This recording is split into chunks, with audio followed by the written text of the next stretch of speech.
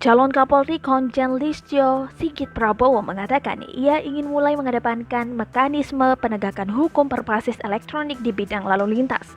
Penegakan hukum lalu lintas berbasis elektronik itu salah satunya melalui Electronic Traffic Law Enforcement atau ETLE.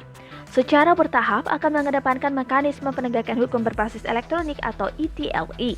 Kata Listio dalam uji kepatutan dan kelayakan di Komisi 3 DPR, Rabu 20 Januari 2021. Tujuannya untuk meminimalisasi penyimpangan penilangan saat anggota polisi lalu lintas melaksanakan tugas.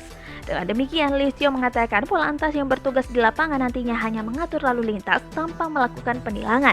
Kedepan saya harapkan anggota lalu lintas turun di lapangan mengatur lalu lintas, tidak perlu melakukan tilang, dan kita harapkan menjadi ikon perubahan perilaku Polri, ujar dia.